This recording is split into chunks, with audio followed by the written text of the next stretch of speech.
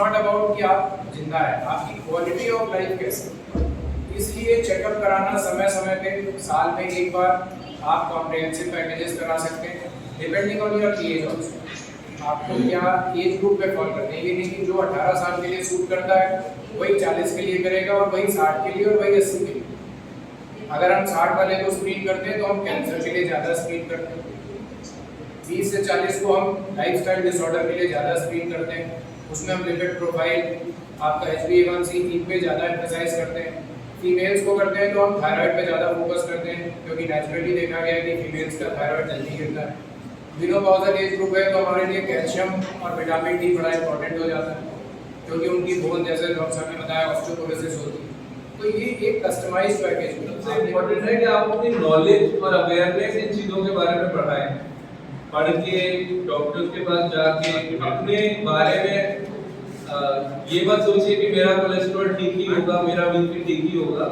ऐसे आप नहीं कह सकते, आपको कराना पड़ेगा। जब आपको अपने बारे में डेटा मिलेगा, इंफॉर्मेशन मिलेगी कि मेरा बीपी ये रहता है, कभी कभी बढ़ जाता है, तो आप उस हिसाब से फिर उन 10 चीज़ों में से बस 2 पे फोकस कर पाएंगे और उसको ठीक कर पाएंगे। अगर आपको पता ही नहीं है तो आप कैसे करेंगे। तो एक कहावत होती है कि आपको अवेयरनेस बढ़ेगी, आपको अपने बारे में नॉलेज ज़्यादा होगी तो आप सही चीज़ें करेंगे, बेटर चॉइस।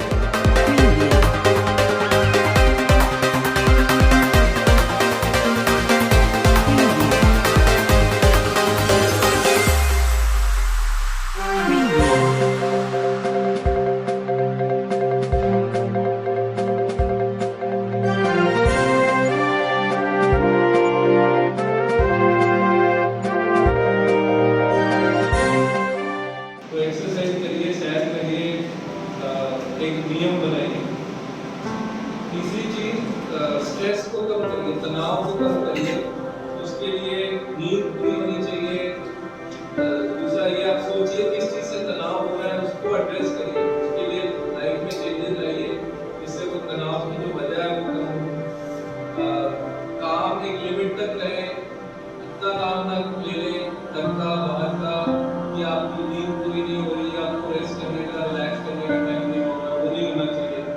और अपने फैमिली से, दोस्तों से बात करते रहना चाहिए और डॉक्टरों से भी बात करते रहना चाहिए जो टेंशन हो रही है। अगर आप नहीं बात करेंगे उसके बारे में तो आपके मानसिक तौर पर टेंशन बढ़ेगी और वो आपको सही गाइड भी करेंगे। तो ये कुछ है जो बिना दवाइयों के चीजें करते हैं, डाइट, एक्सरसाइज और स्ट्रेस मैनेजमेंट। बाकी कुछ नई टेक्नोलॉजी आई है, कुछ नए तरह के टेस्ट आए हैं, बहुत अच्छे अच्छे टेस्ट आ गए हैं आजकल। लैब में भी जो चीजें पहले हफ्ता 2 हफ्ता लगता था, जैसे कोई बायोप्सी का रिपोर्ट है, हमारी लैब में 1-2 दिन में आ जाती है।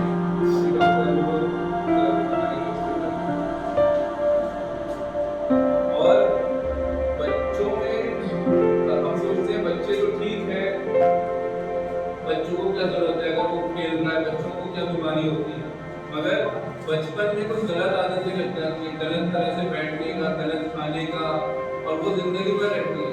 तो बच्चों को भी जरूरत होती है, उतनी नहीं जरूरत होती मगर उनको भी अब जैसे आजकल बच्चे भी ओवरवेट होते हैं, तो अगर बच्चा ही ओवरवेट हो जाएगा तो उसे 20 साल 25 साल की उम्र में डायबिटीज, हाई बीपी शुरू हो जाएगा, जो कि उसकी बाकी जिंदगी में बहुत प्रॉब्लम करेगा। क्योंकि तो ये सब चीजें बच्चों का भी चेकअप कराना, वो डॉक्टर को देखेंगे, अच्छे से कराएंगे चेकअप, तभी उन्हें पता चलेगा। कहीं को तो पता ही नहीं होता कि बच्चों को भी मीठा ज़्यादा नहीं खाना चाहिए अगर वो ओवरवेट।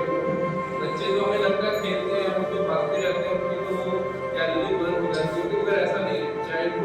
चाइल्डहुड ओबेसिटी भी एक एपिडेमिक की तरह फैल रहा है। बाकी लास्ट में मैं ये कहूँगा कि सबसे इम्पोर्टेंट है कि आप अपनी नॉलेज और अवेयरनेस इन चीज़ों के बारे में बढ़ाएं। पढ़ के डॉक्टर के पास जाके अपने बारे में ये मत सोचिए कि मेरा कोलेस्ट्रॉल ठीक ही होगा, मेरा बीपी ठीक ही होगा। ऐसे आप नहीं कह सकते, आपको कराना पड़ेगा। जब आपको अपने बारे में डेटा मिलेगा, इंफॉर्मेशन मिलेगी कि मेरा बीपी ये रहता है, कभी कभी बढ़ जाता है, तो आप उस हिसाब से फिर 10 चीज़ों में से 2 पे फोकस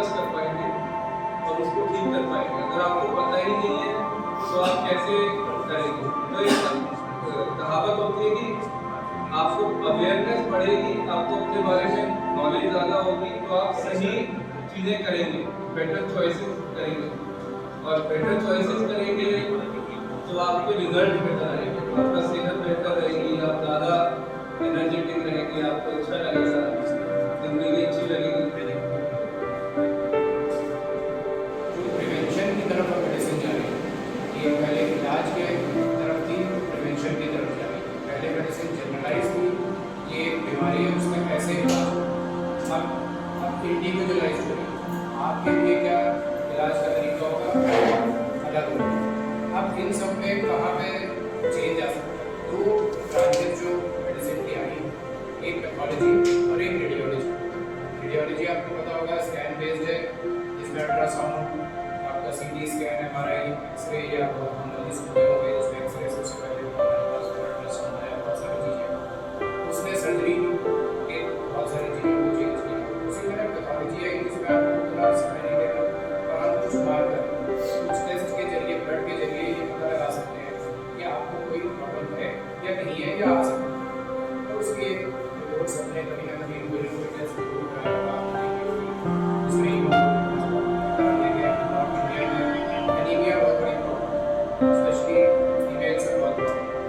हर मंथ एक मेंस्ट्रुअल साइकिल होता है जिसमें 1 ग्राम और अगर आपकी डाइट में वो चीज़ें नहीं, तो जाहिर बात है समय के साथ, डिजीज के साथ और भी कई कारणों से ब्लड लॉस उतना हो सकता है कि अगर आप देखें तो 9-10 हमारी एवरेज हुई है फीमेल का हीमोग्लोबिन। और उसकी वजह से जो कॉम्प्लिकेशन होते हैं, नॉट ओनली कि आपका हीमोग्लोबिन कम है, और वो ब्लड पूरी बॉडी में उससे आपको बीमार रहती है, दिनचर्या में मुश्किल होती है, आपको अपनी डे टू डे लाइफ में काम करने में, आपको आगे बढ़ने में मुश्किल पैदा होती है। इसीलिए पैथोलॉजी सर्विसेज जो ब्लड टेस्ट डायग्नोस्टिक्स है वो प्रिवेंटिव की तरफ जा रहा है। दूसरा, मेडिसिन या कोई भी डिपार्टमेंट को ट्रीटमेंट करना है, आप भी उसे पूछते हैं मैं इलाज क्यों करूँ। अब मेडिसिन शिफ्ट हो गई एविडेंस बेस्ड मेडिसिन। आपको ये सस्पेक्ट किया, उसका एविडेंस क्या, उसका एविडेंस जांच, ब्लड से जांच हो सकती है, किसी और विधा से जांच हो सकती है, और उस एविडेंस और उसकी इंटेंसिटी का पता लगाने के लिए जांच की जाती है। कितनी सीवियर बीमारी है, किस स्टेज की बीमारी है, इसमें आपको टैबलेट से हीमोग्लोबिन ठीक हो सकता है, आयरन के इंजेक्शन देने पड़ेंगे, या आप बिल्कुल सीवियर स्टेज में आपको एडमिट भी होना पड़ेगा। एनीमिया का कोई भी एक्सटेंट हो सकता है जिसमें एक छोटी सी, तो उसको ध्यान में रखते हुए अमृता लैब ने करीब बहुत बड़ा हिस्सा हॉस्पिटल का लैब को डेडिकेट किया, जिसमें प्रिवेंटिव को लेके भी और जो पेशेंट आते हैं जिनको कोई प्रॉब्लम है उसकी जांच के लिए भी सारी पूरी ऑटोमेटेड लैब बनाई गई है, जिसमें कि आप वहाँ पे सैंपल देंगे और उसके बाद आपको सीधे रिपोर्ट बीच में सारे high-end equipment, state of the art technology जो आपको मिलेगा वो यूज़ करें। उसमें बेनिफिट क्या होता है कि प्रिसीजन बहुत होता है, उसमें वैल्यूज इधर उधर नहीं होगी, जो आपकी वैल्यू है उतनी ही, अगर आप दोबारा भी कराएंगे लगभग उतनी ही वैल्यू, उससे इलाज करने वाले को सहयोग मिलेगा और आप अपने बारे में अलर्ट रहेंगे, अवेयर रहेंगे। एक बार एक बड़ी मानना है कि भाई मैंने टेस्ट कराया कुछ नहीं मिला, तो ये अच्छी बात है। हम हमेशा बात करते हैं, आज मेंटल हेल्थ पे बात होती है कि अर्ली वार्निंग साइंस, इसी तरह पैथोलॉजी भी आपको अर्ली वार्निंग साइन दे सकती है। आज मैं बॉर्डर लाइन मेरा शुगर रही है या मेरा HbA1c 5.6 के 8 नॉर्मल है तो 6 पे पहुंचा है, आप तुरंत करेक्शन कर सकते हैं कि अच्छा मैं वॉक पे नहीं जाता हूँ, मैं मेरी डाइट में चेंज हो गया या मेरा अल्कोहल कंजम्पशन बढ़ गया, तो आप अपनी डायबिटीज को प्रिवेंट कर सकते हैं। पर जिस दिन HbA1c 10 हो गया उस दिन तो इलाज ही कराना होगा।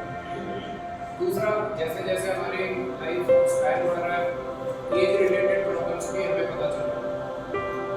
45 हमारी एवरेज लाइफ थी तो 45 तक की डिजीज होता है, 60 पे पहुंचेंगे तो अलग डिजीज होगी, 70 पे पहुंचेंगे अलग प्रॉब्लम्स होगी। इनफैक्ट 60-70 में वैक्सीनेशन दोबारा शुरू हो जाए, क्योंकि जो बचपन में वैक्सीन लगी उसकी इम्यूनिटी उतने समय तक नहीं। कोविड में सबने सुना होगा बूस्टर की चीज़ लेनी है, क्या एक्सपोजर से फायदा मिलेगा। तो ये सारी चीज़ें प्रिवेंशन की तरफ ही इंडिकेट करती हैं। जो बीमारी लग गई, इट्स नॉट अबाउट कि आप जिंदा हैं, आपने क्वालिटी ऑफ लाइफ कैसी, इसलिए चेकअप कराना समय समय पे, साल में एक बार आप कॉम्प्रिहेंसिव पैकेजेस करा सकते हैं, depending on your age also. आपको क्या एज ग्रुप पे फॉलो करते हैं, ये नहीं कि जो 18 साल के लिए सूट करता है वही 40 के लिए करेगा और वही 60 के लिए और वही 80 के लिए। अगर हम 60 वाले को स्क्रीन करते हैं तो हम कैंसर के लिए ज़्यादा स्क्रीन करते हैं। 30 से 40 को हम लाइफस्टाइल डिसऑर्डर के लिए ज़्यादा स्क्रीन करते हैं। उसमें हम लिपिड प्रोफाइल, आपका HbA1c इन पे ज़्यादा एम्फसाइज करते हैं। फीमेल्स को करते हैं तो हम थायराइड पे ज़्यादा फोकस करते हैं, क्योंकि नेचुरली देखा गया है कि फीमेल्स का थायराइड जल्दी गिरता है। मेनोपॉज़ल एज ग्रुप है तो हमारे लिए कैल्शियम और विटामिन डी बड़ा इंपॉर्टेंट हो जाता है, क्योंकि उनकी बोन जैसे डॉक्टर ने बताया ऑस्टियोपोरोसिस होता है। तो ये एक कस्टमाइज्ड पैकेज है। आपने कभी सुना भी होगा कि ज़्यादा शादी पैकेज है, कपल पैकेज है, टीनेज पैकेज है। इस तरह के पैकेज के नाम इसलिए नहीं दिए गए कि वो थोड़े फैंसी लगते हैं। उससे ये भी अवेयरनेस आम जनता में जो क्रिएट होती है वो ये कि मेरे लिए इस एज ग्रुप के लिए मैं पैकेज आसानी से चुन सकता हूँ। अगर मैं गोल्ड प्लैटिनम सिल्वर ही लगा दूँ तो आम जनता या कोई भी हो उसको कैसे पता चलेगा कि मेरे लिए सही है। बट अगर मैं सिर्फ एज ग्रुप से रेफर कर दूँ या किसी बीमारी से लिंक कर दूँ कि भाई मुझे हार्ट की तकलीफ, मेरे फैमिली में 2 हार्ट अटैक हो चुके हैं, तो मुझे ज़्यादा चेकअप करना। अगर आप देखेंगे अभी आपने सुना होगा जैसे ब्रेस्ट कैंसर है, अभी एक फेमस बॉलीवुड हीरोइन है वो तो वो करके आर्टिफिशियल पे, क्योंकि उनकी फैमिली में हर किसी को ब्रेस्ट कैंसर हो चुका था, क्योंकि वो जीन उसमें पाया जाता है। अब वो जान इतनी सस्ती और आसान हो गई कि आप स्क्रीनिंग में कर सकते हैं। अगर आपकी फैमिली हिस्ट्री और वो जीन आता है तो एटलीस्ट आप विजिलेंट रह सकते हैं और आप अर्ली स्टेज में उसको पकड़ के और वहीं पे रोक सकते हैं। Otherwise stage 4 cancer as good as कि आपको डिक्लेयर हो गया कि भाई अब ज़्यादा कोई स्कोप बचा नहीं और जैसे भी सर्वाइवल होगा चलता रहेगा। इस चीज़ को खत्म करने के लिए पैथोलॉजिकल जांच बड़ी इंपॉर्टेंट है और वो एक स्क्रीनिंग आपने कराई, उसमें कोई वार्निंग मिली, फिर फर्दर जांच, फर्दर डॉक्टर को कंसल्ट करना और उसके आगे आप जा सकते हैं।